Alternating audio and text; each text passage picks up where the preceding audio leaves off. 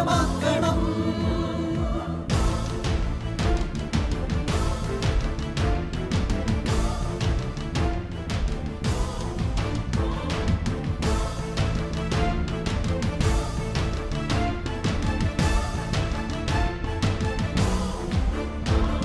നടന്നു നീങ്ങണം, പറന്നുയരണം, സത്യം നമ്മെ സ്വതന്ത്രമാക്കണം.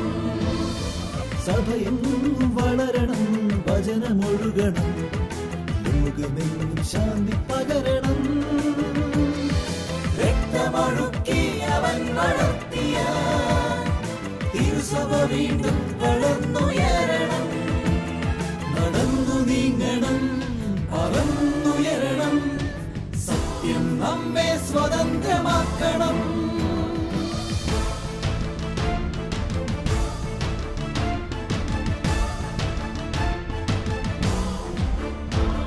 നടന്നു നീങ്ങണം, ഏറ്റെടുക്കണം, നിറമണിഞ്ഞ ഈ കാലടിപ്പാടുകൾ. പറന്നുയരണം, വിജയിയാകണം, രക്തസാക്ഷിത്വം ഹൃദയവരിക്കണം. രക്തമൊഴുക്കി അവൻ വളർത്തിയ തിരുസഭ വീണ്ടും വളർന്നുയരണം. രക്തമൊഴുക്കി അവൻ വളർത്തിയ തിരുസഭ വീണ്ടും വളർന്നുയരണം. തിരുസഭ വീണ്ടും വളർന്നുയരണം. നിണമണിഞ്ഞ കാൽപ്പാടുകൾ എന്ന പ്രോഗ്രാമിലേക്ക് എല്ലാ ശാലോം പ്രേക്ഷകർക്കും സ്വാഗതം.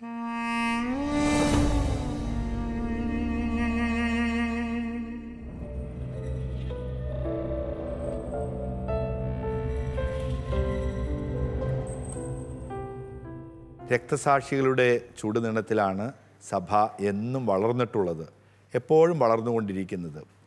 ഈ കാലഘട്ടത്തിലും വളരെയേറെ ആദിമ സഭ അഭിമുഖീകരിച്ചതിനേക്കാൾ വലിയ പ്രതിസന്ധി രക്തസാക്ഷിത്വം വരിക്കുന്നുണ്ട് എന്ന് നമുക്കറിയാം. നമുക്കത് ധീരതയോടുകൂടി നേരിടുവാൻ ഉള്ള കരുത്ത്, ആത്മീയ ശക്തി നാം സ്വന്തമാക്കണം. വിശുദ്ധരുടെ, രക്തസാക്ഷികളുടെ ജീവിതം പരിശോധിക്കുമ്പോൾ അവർ എത്ര ധീരതയോടുകൂടി രക്തസാക്ഷിത്വം വരിച്ചു, യേശുവിന് വേണ്ടി ത്യാഗം ചെയ്തു, സഭയ്ക്ക് വേണ്ടി മരിച്ചു എന്ന് നമുക്ക് മനസ്സിലാക്കുവാൻ കഴിയും.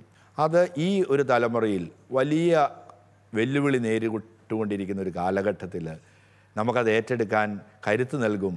ഏറെ പ്രത്യേകിച്ച് ഇന്ന് നാം പരിശോധിക്കുന്നത് വിശുദ്ധ മർക്കോസിൻ്റെ ജീവിതമാണ്. സുവിശേഷകനായ വിശുദ്ധ മർക്കോസ് ക്രിസ്തുവിൻ്റെ പരസ്യ ജീവിതകാലത്തിൻ്റെ അന്ത്യഘട്ടത്തിൽ അവിടുത്തെ അനുഗമിച്ചിരുന്നതായി കരുതപ്പെടുന്നു. പിന്നീട് വിശുദ്ധ പത്രോസ്ലീഹായുടെ ആത്മീയ പുത്രനുമായി അദ്ദേഹം മാറി. അപ്പോസ്തല പ്രവർത്തനങ്ങളിലും വിവിധ ലേഖന ഭാഗങ്ങളിലും പരാമർശിക്കപ്പെടുന്ന വിശുദ്ധ മർക്കോസ് ആദിമസഭയുടെ സുവിശേഷ പ്രഘോഷണ ദൗത്യത്തിൽ നിർണായകമായ സ്ഥാനമുള്ള വ്യക്തിയായിരുന്നു. പിൽക്കാലത്ത് അലക്സാൻഡ്രിയയിൽ അദ്ദേഹം സുവിശേഷം പ്രസംഗിക്കുകയും അവിടുത്തെ മെത്രാനായി സഭാശുശ്രൂഷ നിർവഹിക്കുകയും ചെയ്തു. അലക്സാൻഡ്രിയയിൽ വെച്ച് രക്തസാക്ഷിത്വം വരിച്ച അദ്ദേഹത്തിൻ്റെ തിരുനാൾ ഏപ്രിൽ 25-ാം തീയതിയാണ്.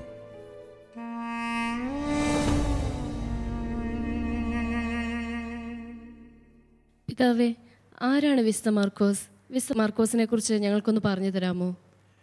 വിശുദ്ധ മർക്കോസിനെ സംബന്ധിച്ച് ചരിത്രത്തിൽ കാര്യമായിട്ടുള്ള കാര്യങ്ങളൊന്നും രേഖപ്പെടുത്തിയിട്ടില്ല. എങ്കിലും സൂചനകളിൽ നിന്ന് നമുക്ക് മനസ്സിലാകുന്ന രണ്ട് പാരമ്പര്യമുണ്ട്. ഒന്ന്, അദ്ദേഹം ജെറൂസലമിൽ തന്നെ താമസിച്ചിരുന്ന വ്യക്തിയാണെന്ന്. എന്നാൽ ശക്തമായ പാരമ്പര്യം അദ്ദേഹം ലിബിയയിൽ നിന്ന് വന്നു എന്നുള്ളതാണ്. ലിബിയയിൽ വന്ന ഒരു യഹൂദൻ തന്നെയായിരുന്നു വിശുദ്ധ മർക്കോസ് എന്ന് മനസ്സിലാക്കുവാൻ സാധിക്കുകയാണ്. അദ്ദേഹത്തിൻ്റെ ജീവിതം പിന്നീട് പൂർണ്ണമായിട്ടും ഈശോയ്ക്ക് വേണ്ടി സമർപ്പിച്ചു. ഇതാണ് മർക്കോസിനെ കുറിച്ച് പൊതുവായിട്ട് നമുക്കറിയുവാൻ സാധിക്കുന്നത്. പിതാവേ, വിശുദ്ധ മർക്കോസിനെ കുറിച്ച് പുതിയ നിയമത്തിൽ എവിടെയാണ് പരാമർശിച്ചിരിക്കുന്നത്? വിശുദ്ധ മർക്കോസിനെ കുറിച്ച് നമുക്കറിയാൻ സാധിക്കുന്നത് ബൈബിളിൽ നിരവധി സ്ഥലത്ത് മർക്കോസിൻ്റെ തൻ്റെ പ്രേക്ഷിത പ്രവർത്തനത്തോട് ചേർത്ത് വെച്ച് വ്യക്തമായിട്ട് പഠിപ്പിക്കുന്നുണ്ട്. അദ്ദേഹത്തിനെ കുറിച്ച് ഈ സുവിശേഷത്തോടുകൂടി കൊളോസുകാർക്ക് എഴുതിയ ലേഖനം 4-ാം അധ്യായം 10-ാമത്തെ തിരുവചനത്തിലും പൗലോസ് അപ്പസ്തോലൻ്റെ സഹായിയായി സുവിശേഷ യാത്രയിൽ അദ്ദേഹത്തെ സഹായിച്ചു എന്ന അപ്പസ്തോലന്മാരുടെ പ്രവർത്തനം 13-15 അധ്യായങ്ങളിലും സൂചിപ്പിക്കുന്നുണ്ട്. അതുതന്നെ കൊളോസോസുകാർക്ക് എഴുതിയ ലേഖനം 4-ാമത്തെ അധ്യായം 10-ാമത്തെ തിരുവചനത്തിൽ പൗലോസ് അപ്പസ്തോലനോട് കൂടെ കാരാഗ്രഹവാസത്തിൽ അനുഭവിച്ചു എന്ന് സൂചിപ്പിക്കുന്നു. അതേപോലെ പൗലോസ് ശ്ലീഹ തൻ്റെ തിമോത്തിക്ക് എഴുതിയ ലേഖനത്തിൽ 2-ാമത്തെ ലേഖനം 4-ാം അധ്യായം 11-ാം തിരുവചനത്തിൽ അപ്പസ്തോലൻ മർക്കോസിനെ കുറിച്ച് സൂചിപ്പിക്കുന്നത് എൻ്റെ കൂടെയുള്ള മർക്കോസ്. വിശുദ്ധ പത്രോസിൻ്റെ ലേഖനം 1-ാമത്തെ ലേഖനം 5-ാം അധ്യായം 13-ാം തിരുവചനത്തിലും പത്രോസ് മർക്കോസ് എൻ്റെ പ്രിയപ്പെട്ട സഹായി എന്ന എൻ്റെ പ്രിയങ്കരൻ എൻ്റെ മകൻ എന്ന് തന്നെ സൂചിപ്പിക്കുന്നു. ഇങ്ങനെ നമുക്ക് കാണുവാൻ സാധിക്കും. സുവിശേഷത്തിൽ മർക്കോസിനെ കുറിച്ച് ഈ ഭാഗങ്ങൾ പൗലോസ് അപ്പസ്തോലനും പത്രോസ് അപ്പസ്തോലനും രേഖപ്പെടുത്തിയിട്ടുള്ളത് മനസ്സിലാക്കാൻ സാധിക്കും. എന്നാൽ അതിനേക്കാൾ ശക്തമായിട്ടുള്ള ഒരു ഭാഗം മർക്കോസ് തന്നെ രേഖപ്പെടുത്തിയിട്ടുള്ളതാണ്. വിശുദ്ധ മർക്കോസ് ഈശോയുടെ പീഡാനുഭവം വിവരിക്കുകയാണ് 14-ാമത്തെ അധ്യായത്തിൽ. അപ്പോൾ അവിടെ ഒരു സൂചനയുണ്ട്. ഒരു യുവാവ് അവനെ അനുഗമിച്ചിരുന്നു. എന്നാൽ അവനൊരു പുതപ്പ് മാത്രമേ പുതച്ചിരുന്നുള്ളൂ. അവർ അവനെ പിടികൂടി. അപ്പോൾ എന്താ സംഭവിച്ചതെന്ന് നിങ്ങൾ ഓർക്കുന്നുണ്ടാവും. അവൻ ആ തുണി ഉപേക്ഷിച്ച് നഗ്നനായി ഓടിപ്പോയി. ഇത് മറ്റ് സുവിശേഷങ്ങളിൽ എവിടെയുമില്ല. ഈ മർക്കോസിൻ്റെ സുവിശേഷത്തിൽ മാത്രമേ ഉള്ളൂ. അതുള്ളത് കൊണ്ട് അത് മർക്കോസ് തന്നെയാണെന്ന് ബൈബിൾ വ്യാഖ്യാനിക്കുന്നവർ സൂചിപ്പിക്കുന്നുണ്ട്. ഇത്രയാണ് ബൈബിളിൽ നിന്ന് വിശുദ്ധ മർക്കോസിനെ കുറിച്ച് നമുക്ക് ലഭിക്കുന്നത്.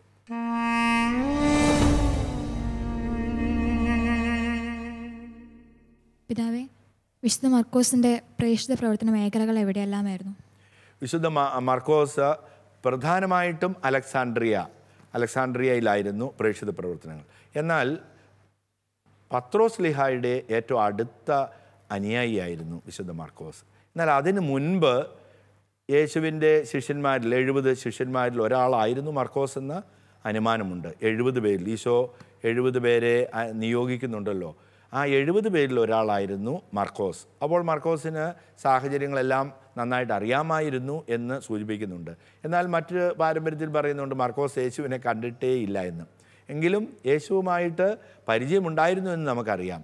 വിശുദ്ധ പൗലോസിൻ്റെ കൂടെ പ്രേക്ഷിത യാത്രയിൽ 1-ാമത്തെ പ്രേക്ഷിത യാത്രയിലും 2-ാമത്തെ പ്രേക്ഷിത യാത്രയിലും സഹായിയായിട്ട് കൂടെ ഉണ്ടായിരുന്നുവെന്ന് ആ ലേഖനങ്ങളിൽ നിന്ന്, നേരത്തെ നാം സൂചിപ്പിച്ച ലേഖനങ്ങളിൽ നിന്ന് നമുക്ക് മനസ്സിലാക്കുവാൻ സാധിക്കും.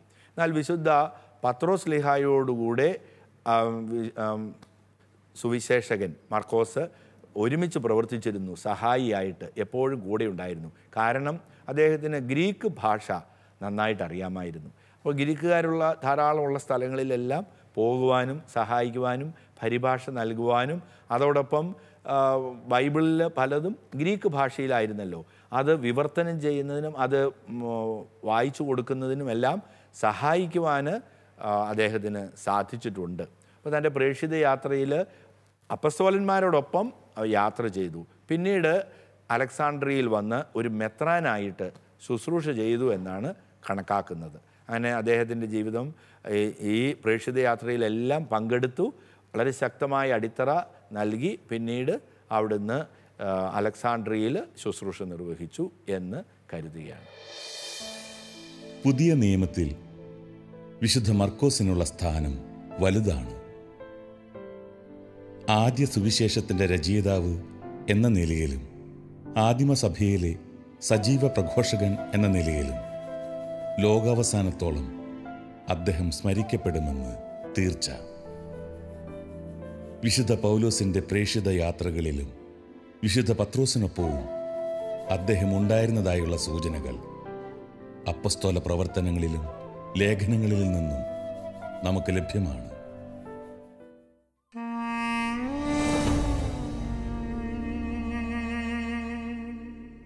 പിതാവെ, വിശുദ്ധ മർക്കോസിൻ്റെ സുവിശേഷത്തെ പറ്റി ഒന്ന് വിശദീകരിച്ച് തരാമോ? വിശുദ്ധ മർക്കോസിൻ്റെ സുവിശേഷത്തെ പ്രതിനിധാനം ചെയ്യുന്നത് സിംഹമാണ്. സിംഹം ആ ഒരു സിമ്പിൾ സ്വീകരിച്ചത് ഏശയ്യായുടെ പ്രവചനത്തിൽ നിന്നെ ആധാരമാക്കിയും വെളിപാടിൻ്റെ പുസ്തകത്തിൽ നിന്നാണ്. ആരംഭത്തിൽ തന്നെ 1-ാമത്തെ അധ്യായത്തിൽ വിശുദ്ധ മർക്കോസ് സുവിശേഷം ആരംഭിക്കുന്നത് തന്നെ സ്നാപക യോഹന്നാനെ അവതരിപ്പിച്ചുകൊണ്ടാണ്. വിശുദ്ധ സ്നാപക യോഹന്നാൻ മരുഭൂമിയിൽ വിളിച്ചു പറയുന്നവൻ്റെ ശബ്ദം. ആ വിളിച്ചു പറയുന്നത് അലറുന്നൊരു സിംഹം.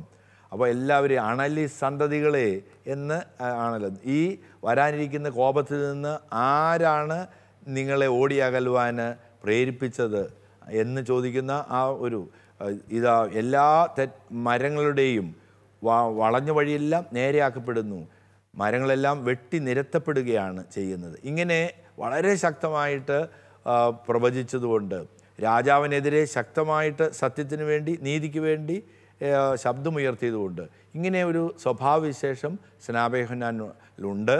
അത് വളരെ വ്യക്തതയോടുകൂടി തുടക്കത്തിലെ അവതരിപ്പിക്കുന്നത് കൊണ്ട് അതിന് ഒരു സിംഹത്തിൻ്റെ, അദ്ദേഹത്തിൻ്റെ സുവിശേഷത്തിന് ഒരു സിംഹത്തിൻ്റെ പ്രതീകം നൽകിയാണ്. സിംഹമാണ്, അലറുന്ന സിംഹം. അങ്ങനെ അതാണ് സുവിശേഷത്തിൽ കാണുന്നത്. ഈ സുവിശേഷം എഴുതിയത് മർക്കോസ് ആണെങ്കിലും പാരമ്പര്യം പറയുന്നത് വിശുദ്ധ പത്രോസിൻ്റെ സഹായിയാണെന്ന് ഞാൻ പറഞ്ഞിരുന്നല്ലോ.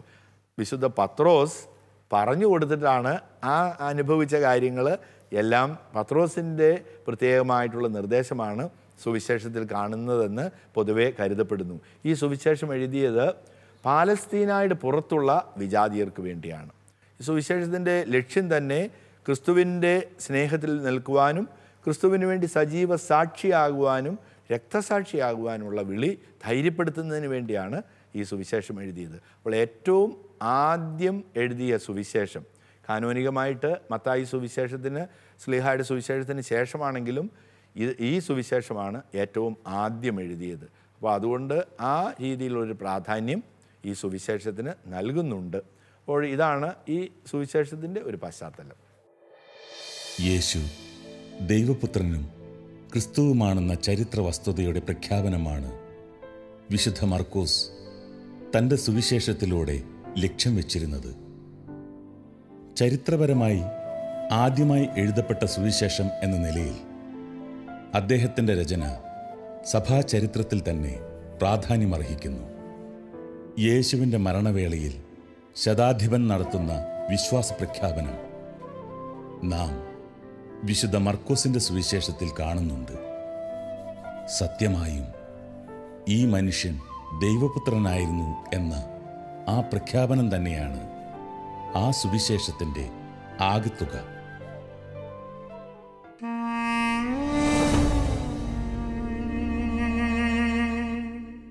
പിതാവേ, വിശുദ്ധ മാർക്കോസിന്റെ രക്തസാക്ഷിത്വം എങ്ങനെയായിരുന്നു? വിശുദ്ധ മാർക്കോസിൻ്റെ രക്തസാക്ഷ്യത്തെക്കുറിച്ച് വളരെ ഭംഗിയായിട്ട് നമുക്കതേക്കുറിച്ച് ഈ ഒരു ഷോട്ട് കാണാം. അലക്സാൻഡ്രിയയിൽ ആദ്യമായി സുവിശേഷം പ്രസംഗിക്കുകയും അവിടെ തിരുസഭയെ വളർത്തുകയും ചെയ്ത വിശുദ്ധ മർക്കോസ് അലക്സാൻഡ്രിയയുടെ മെത്രാനായി സഭാ ശുശ്രൂഷ നിർവഹിച്ചിരുന്നതായി ചരിത്രം പറയുന്നു. ഒടുവിൽ ശത്രുകരങ്ങളിൽപ്പെട്ട് ധീര രക്തസാക്ഷിത്വം വരിക്കുവോളം അവിടെ തീക്ഷ്ണതയോടെ രക്ഷകനെ പ്രഘോഷിക്കുന്നതിൽ നിന്ന് അദ്ദേഹം വിരമിച്ചില്ല. പീഡനങ്ങൾക്കിടെ ജയിലിൽ അടയ്ക്കപ്പെട്ട അദ്ദേഹത്തെ ആശ്വസിപ്പിക്കുവാൻ ഒരു ദൈവദൂതൻ അയക്കപ്പെട്ടതായും പിന്നീട് കർത്താവ് തന്നെ അദ്ദേഹത്തിന് മുന്നിൽ പ്രത്യക്ഷനായതായും പറയപ്പെടുന്നു. നീറോയുടെ ഭരണത്തിൻ്റെ 8-ാം വർഷമാണ് അദ്ദേഹം രക്തസാക്ഷിത്വം വരിച്ചത്.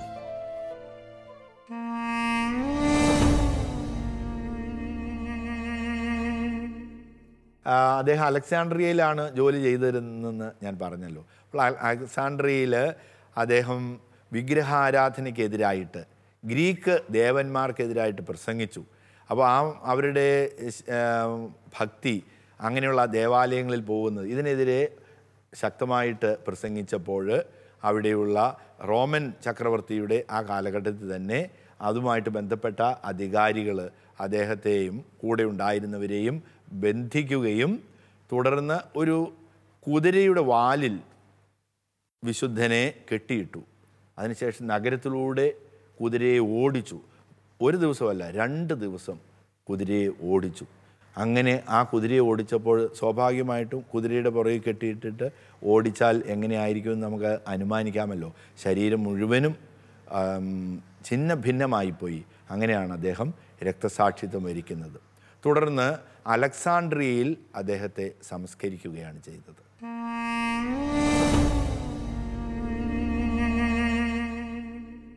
പിതാവേ, വിശുദ്ധ മർക്കോസിന്റെ ഭൗതികാവശിഷ്ടം ഇപ്പോൾ എവിടെയാണ് സൂക്ഷിച്ചിരിക്കുന്നത്? വിശുദ്ധ മർക്കോസിൻ്റെ ഭൗതികാവശിഷ്ടം അലക്സാണ്ട്രിയയിൽ വിശുദ്ധ മർക്കോസിൻ്റെ പേരിലുള്ള ദേവാലയത്തിലാണ് സൂക്ഷിച്ചിരുന്നത്. എന്നാൽ പിന്നീട് മുഹമ്മദീയരുടെ ആക്രമണവും അതിനോടൊക്കെ ചേർന്ന് ഇതിന് എന്തെങ്കിലും കേട് പറ്റുമോ എന്ന് ഭയന്നിട്ട് അവിടെ നിന്ന് അത് വെനീസിലേക്ക് കൊണ്ടുപോയി. വെനീസിൽ നിന്ന് അത് റോമിലേക്കും കൊണ്ടുവന്നു. അങ്ങനെ വിവിധ സ്ഥലങ്ങളിൽ ഈ ഭൗതിക അവശിഷ്ടം ഇപ്പോൾ സൂക്ഷിക്കുന്നുണ്ട്. ധാരാളം ആളുകൾ വിശുദ്ധനെ വണങ്ങുന്നുമുണ്ട്. അപ്പോൾ വിശുദ്ധൻ പ്രത്യേകമായിട്ട് ഈ വിശുദ്ധൻ്റെ രക്തസാക്ഷിത്വം ആ കാലഘട്ടത്തിൽ സഭയ്ക്ക് വലിയ കരുത്തായി തീർന്നു എന്നാണ് കരുതപ്പെടുന്നത്, ശക്തിയായി തീർന്നെന്ന് കരുതുകയാണ്. ഇന്ന് വെനീസിൻ്റെയും അലക്സാണ്ട്രിയയുടെയും ഈജിപ്തിൻ്റെയും പ്രത്യേക മധ്യസ്ഥനാണ് വിശുദ്ധ മർക്കോസ്. നീതിയുടെയും നിയമത്തിൻ്റെയും പാലകനായി വെനീസ് സ്വദേശികൾ അദ്ദേഹത്തെ വണങ്ങുന്നു. ഗ്ലാസ് കണ്ണാടി നിർമ്മാതാക്കളുടെയും കുട്ട നെയ്യുന്നവരുടെയും തൊഴിൽ മധ്യസ്ഥൻ കൂടിയാണ് വിശുദ്ധ മർക്കോസ്. സുവിശേഷ പ്രഘോഷകരും സുവിശേഷം പഠിക്കുന്നവരും പ്രത്യേകമായ അനുഗ്രഹത്തിനായി അദ്ദേഹത്തിൻ്റെ മാധ്യസ്ഥം തേടുന്നു. കൊടിയ മർദ്ദനങ്ങൾക്ക് മുന്നിലും തീക്ഷ്ണതയോടെ വിശ്വാസത്തെ ഉയർത്തിപ്പിടിച്ച് രക്തസാക്ഷിയായി മാറിയ വിശുദ്ധ മർക്കോസ് ആദിമസഭയ്ക്ക് മാത്രമല്ല, ഇക്കാലത്ത് ജീവിക്കുന്ന നമുക്കും പ്രചോദനം പകരുന്നു.